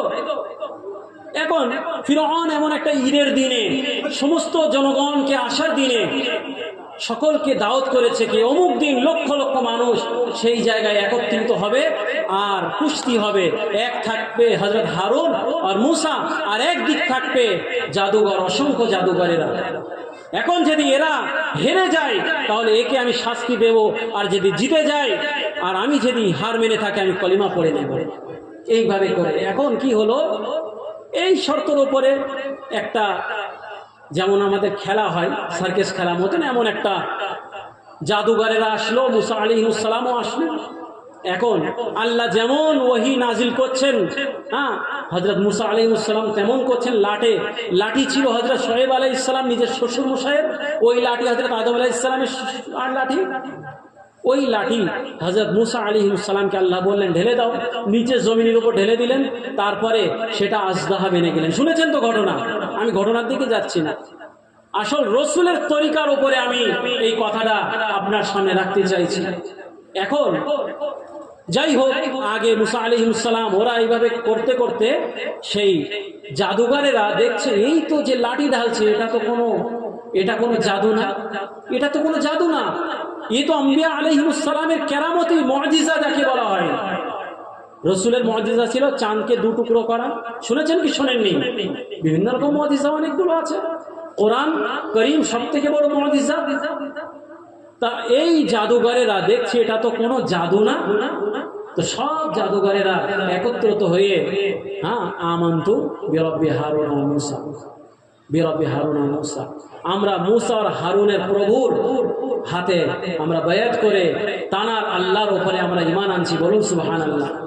এখন যখন ফিরআউন দেখছে কি জাদুঘররা কি হলো, পাগল হয়ে গেল নাকি?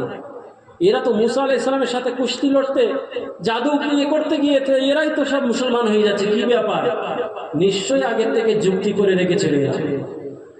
হ্যাঁ, তো বলছে জাদুঘরেরা তোমাদের সকলকে আমি শাস্তি দেব, তোমরা আগের থেকে যুক্তি করে রেখেছিলে, আমি বলেছিলাম তোমাদের পুরস্কার আমি বড় দেব, সব থেকে বড় পুরস্কার আমার, সব থেকে বড় যে আমার হাতের যে লিডার নেতা, আমি তোমাদের পাশের নেতা, আমার সম্রাট রাজত্বের মধ্যে সব থেকে বড় রাজত্ব তোমাকে দিয়ে দেবো, জাদুঘরকে বলেছিল।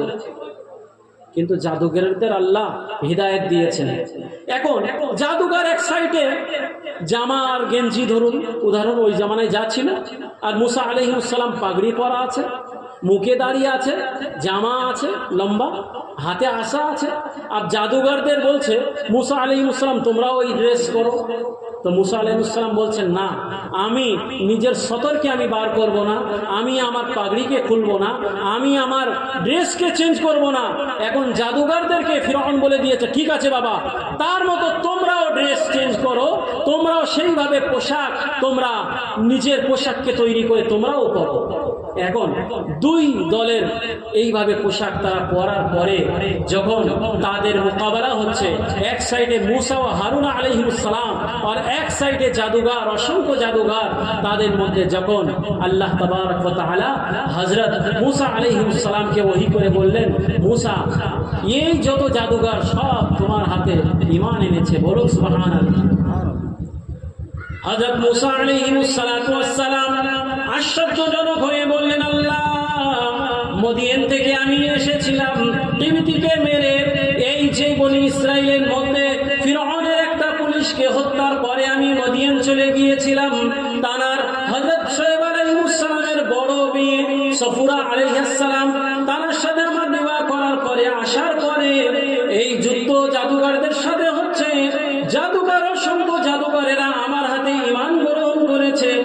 আপনি তৌফিক দিয়েছেন। জাদুকররা আমার বড় শত্রু না আল্লাহ, আমার শত্রু হচ্ছে সবথেকে বড় শত্রু ফিরআউন। সবথেকে বড় শত্রু কে? তা ফিরআউনকে আল্লাহ আপনি হিদায়াত দেননি কেন? এরা অসংখ্য জাদুকর, এরা তো আমার হাতে ঈমান এনে, কিন্তু আসল শত্রু তো এই ফিরআউন। আল্লাহ তাবারক ওয়া তাআলা ওহীর দ্বারা মুসা আলাইহিস সালাতু ওয়াস সালামকে বললেন, মুসা এই জাদুকররা যে ড্রেস চেঞ্জ করেছিল তার মতো ড্রেস না, তার মতো পোশাক না, আপনার পোশাকের মতো তারা পোশাক ধারণ করেছিল। ও মুসা, তোমার এই পোশাকের মতো তারা পোশাক ধারণ করার জন্য, সুন্নতি লিবাস অনুযায়ী তারা পোশাক ধারণ করার জন্য আমি আল্লাহ সর্বপ্রথম সুন্নতের উপর আমল করার একটা তাসাব্বুর জন্য আমি রব্বুল আলামিন সব জাদুকরদের সকলকে আল্লাহ হিদায়াত দিয়ে দিয়েছি। বলুন সুবহানাল্লাহ। ফিরআউন বলল, লাউ কাত্তিআনা আইদিয়াকুম ওয়া আরজুলাকুম মিন খিলাফ। জাদুকর, তোদেরকে বলেছিলাম আমার সবথেকে বড় রাজত্বর মধ্যে বাদশা তোদেরকে বানিয়ে দেব, এখন তোরা চুক্তি করে আমাকে এইভাবে লাঞ্ছিত করেছিস, তোর এক হাত এক পাকে কেটে দেব। সকল জাদুকরেরা সকল আসসালামু আলাইকুম, আসুন, ভালো আছেন?